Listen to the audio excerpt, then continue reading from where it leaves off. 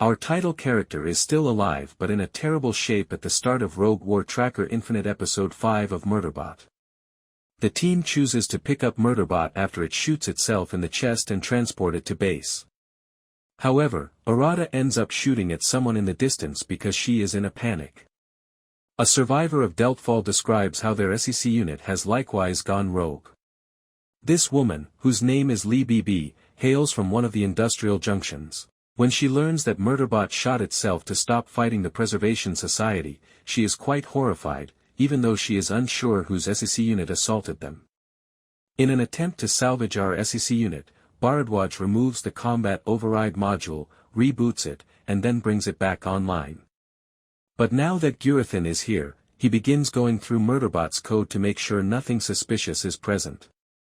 Gurathan discovers that Murderbot has already compromised its governor module and gone wild. However, the gang is divided, with half of them, including Lee BB, thinking it is plotting to harm them. Rat-T and Bharadwaj think it's on their side. Gurathan feels that they must keep it paralyzed, even though the corporation has a financial stake. The equation should be shattered once Lisa kills him, reshaping it like a demonic creature that requires a host to survive. Because he cannot afford to lose this weapon permanently, Darkseid is concerned. Kite Man, absolutely. Unleashing the Legion of Doom in Season 1. Chuck gets possessed on a rooftop when he attempts to understand the equation. Lex shows up to stake claim with the Legion of Doom and a few more goons.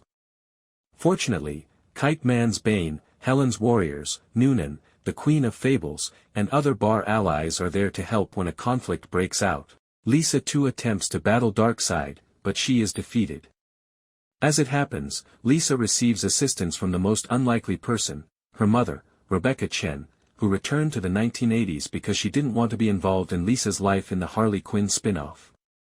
She has been problematic throughout the entire series, but after Goldilocks visits from the Queen's book and informs her of the current situation, Rebecca has already tried out for Darkseid's choir.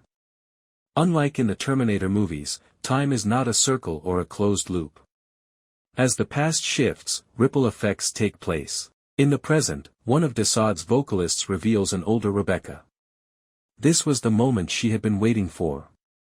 She snatches the briefcase and dives into the book of fairy tales from which the Queen called forth magical beings for this battle. Rebecca is certain that this will mend her relationship with Lisa. The last unexpected twist in this sacrifice occurs when Gus, Chuck's drinking companion, transforms into the Martian Manhunter. By taking the book and taking off into the galaxy, he contributes to the end of the conflict. He intends to conceal the book, in keeping them alive. Mensa wants Murderbot to remain in place for the foreseeable future, but that is not going to happen. However, Murderbot informs them that the hub system might have been compromised by a third party. Fortunately, Murderbot has compromised the command flow and is providing the business with redundant feeds to allay any suspicions.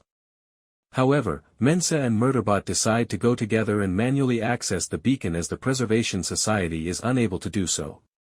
Our protagonist is surprised but undoubtedly enjoying the casual conversation between Murderbot and Mensa on the way.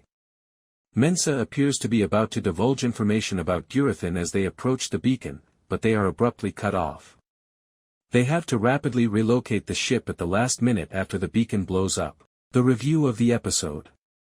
This week, Murderbot makes a strong comeback with another episode that features our protagonist back online and fully integrated into the group. The revelation of Murderbot's secrets has, sort of, given the proceedings a new depth, and it's funny to watch how these men and women respond to Murderbot's humanity. However, Gurathan and Murderbot's relationship is still at a breaking point, and it will be interesting to find who precisely is this group's saboteur. However, Murderbot is still delivering the goods for the time being. Let's do it again next week. A complete season write-up will be available at the end of this season. Previous episode next episode.